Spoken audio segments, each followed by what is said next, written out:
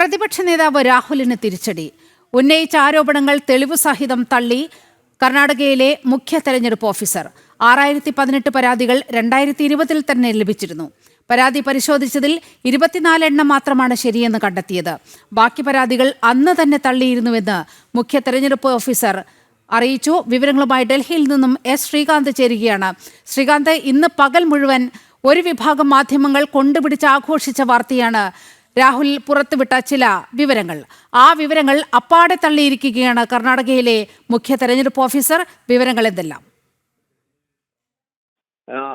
നീലിമ, ഇതിൽ മനസ്സിലാക്കേണ്ടത് കേരളത്തിലെ ഒരു വിഭാഗം മാധ്യമങ്ങൾ മാത്രമാണ് രാഹുൽ ഗാന്ധിയുടെ ഈ വെളിപ്പെടുത്തൽ എന്ന രീതിയിൽ ഇപ്പോൾ വീണ്ടും കൊണ്ടുവന്ന ഈ ആരോപണത്തെ ഏറ്റുപിടിച്ച് ചർച്ച ചെയ്തത്. ദേശീയ മാധ്യമങ്ങൾ രാഹുൽ ഗാന്ധിയുടെ ഈ ഇന്നത്തെ വാർത്താ സമ്മേളനത്തെ എണ്ണം പറഞ്ഞ് പൊളിച്ചെടുക്കുന്ന കാഴ്ചയാണ് നമ്മളിപ്പോൾ കാണാൻ സാധിക്കുന്നത്. ഏറ്റവും ഒടുവിൽ ഇപ്പോൾ നമ്മൾ ഈ വാർത്ത നൽകുമ്പോൾ പുറത്തു വന്നുകൊണ്ടിരിക്കുന്ന ഒരു വാർത്ത, ഈ വോട്ടുകളെ സംബന്ധിച്ച് രാഹുൽ ഗാന്ധി നടത്തിയ വാർത്താ സമ്മേളനത്തിനിടെ പ്രദർശിപ്പിച്ച കൂട്ടത്തിൽ ഒരു ഫോൺ നമ്പർ ഉൾപ്പെടുത്തിയിരുന്നു. ആ ഫോൺ നമ്പർ പ്രയാഗ്രാജ് സ്വദേശിയായ അഞ്ജാനി മിശ്ര എന്ന യുവാവിൻ്റെതായിരുന്നു.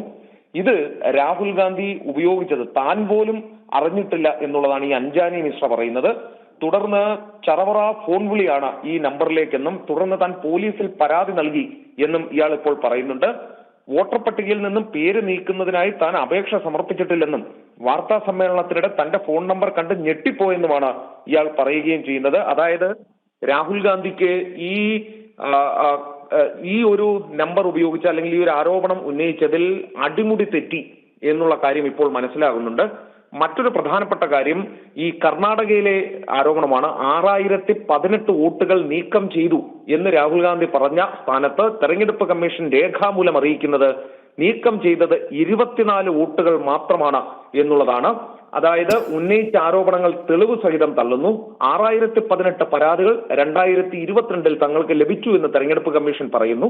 പരാതി പരിശോധിച്ചതിൽ 24 എണ്ണം മാത്രമാണ് ശരിയെന്ന് കണ്ടെത്തിയത്. കാരണം അത് തങ്ങൾ പരിശോധിച്ച് തള്ളിയതാണ് എന്ന് കമ്മീഷൻ തന്നെ സമ്മതിക്കുകയും ചെയ്യുന്നുണ്ട്. ബാക്കി പരാതികൾ അന്ന് തന്നെ തള്ളിയിരുന്നു എന്ന് മുഖ്യ തെരഞ്ഞെടുപ്പ് ഓഫീസറും പറയുന്നുണ്ട്.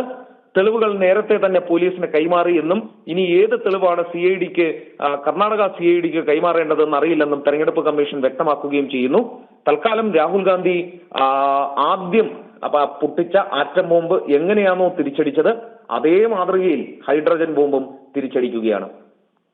ശരി ശ്രീകാന്ത്, രാജ്യത്തിന്റെ പ്രതിപക്ഷ നേതാവ് ഒരു ജോക്കറായി അധപതിച്ചിരിക്കുന്നതിന്റെ ഏറ്റവും ഒടുവിലത്തെ ഉദാഹരണമാണ് ഇന്ന് രാജ്യം കണ്ടത്.